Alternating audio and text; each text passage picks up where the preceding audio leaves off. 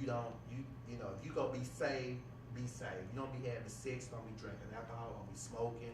I was taught, ain't but right or wrong. Ain't no in between. No gray areas. I try to stay out the gray. And it is a battle because temptations are out there. I am not a hypocrite. And when you practice right and walk in right long enough, you can see hypocrisy. It's a radar. You just can tell when something ain't right. But do you, okay, so back to that, and then we're going to jump back to Auntie Patty because it wasn't finished. But it's like, do you think that people are able to change? My mama says because I did this, does that, like, do you hold that against me for the rest of my life? You know, or do you allow me to be great and change? This woman is 78 still pulling these tricks. Well, hold on, let me say this to you. My mother said something to me, and I was talking about people in the church. Right. And my mama was cooking some spaghetti sauce in the kitchen. Right. And I never forget it. The way our kitchens made, we had like a big round table. We had these big chairs, like bar chairs. Right. But we sitting, it was like up against the wall. Mom was way over here, like probably where Tony was, a little far with that green chair. Mama had a big kitchen. So I was like sitting there, and her back was turned. She had a hand. She always had a hand on her. She was turning spaghetti something like this. And I said, Mama, people can change. She said, Lerone, have you ever seen a leopard change his spots? And I said, Mama, people can change. She turned around and stopped staring and had her hands on him. She looked back at me. She said, Lerone, how many leopards you seen change their spots? I said, none. She said, and kept cooking. And I promise you, I said, Mom, and I thought about that. I said, and I guarantee you, rarely people, and I know they can. They can. But rarely they do. You see a difference. Right. And that's the problem with the church. They go in there and hear that stuff and jump all over the church. No change. You know what I will say? Because you know what? They don't swallow it and become it. You have to become it. You have to take it in and become it. You can't just dance around it. But the reason why I'm as strong as I am because my mama taught me these things. Right. My mama taught me how. It wasn't a church. No. Or it wasn't a right. And my mom and dad. I mean, my mom and dad. We had family meetings. Me and my three sisters. My mom and dad. We talked.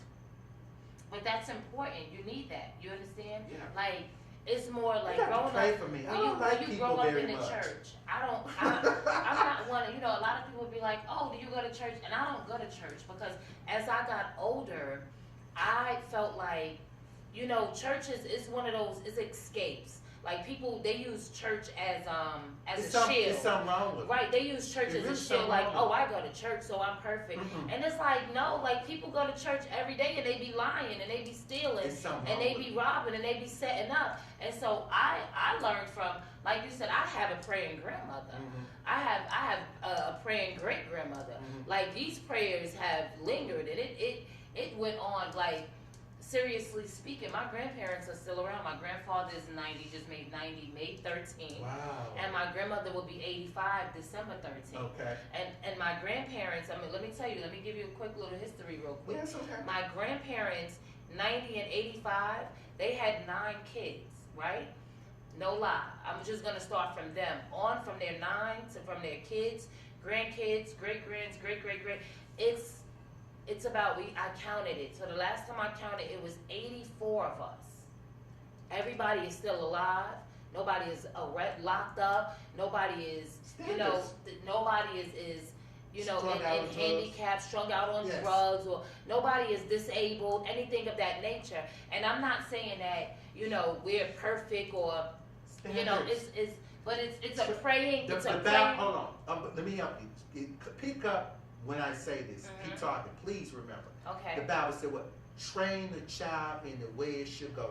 And that's exactly what it was. And you know, a lot of times I'm big on karma.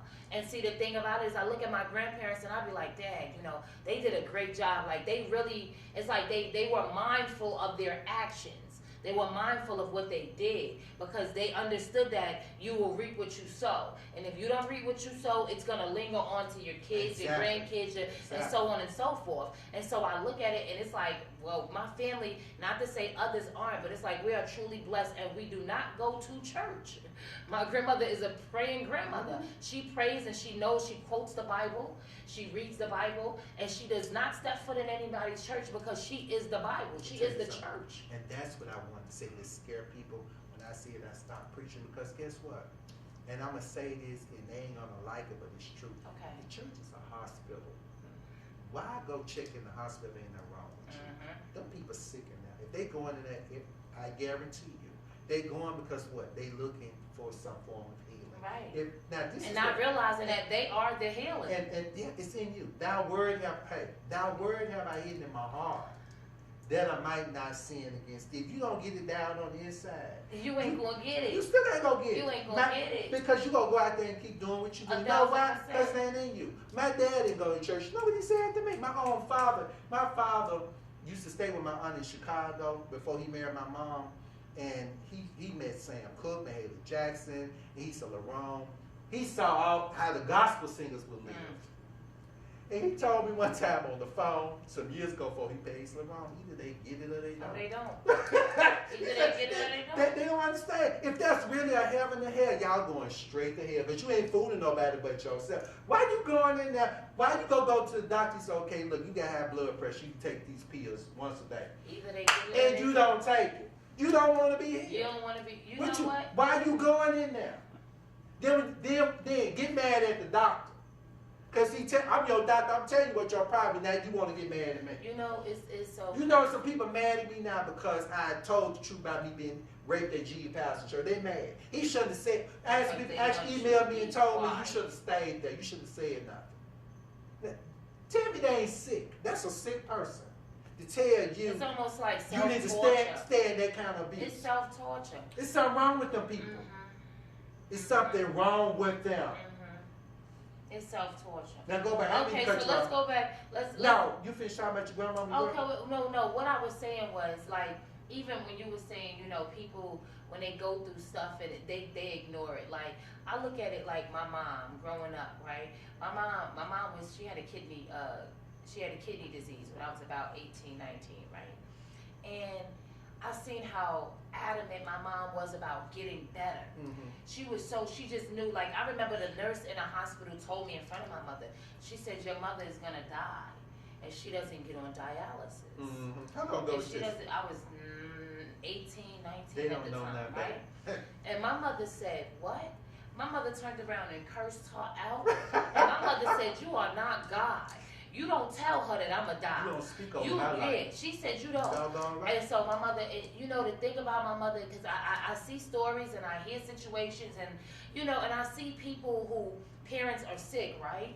And in my mind, because right now, I was 18, 19 at the time, I'm 38. My mother, she had one blood transfusion, right? My mother never got on dialysis.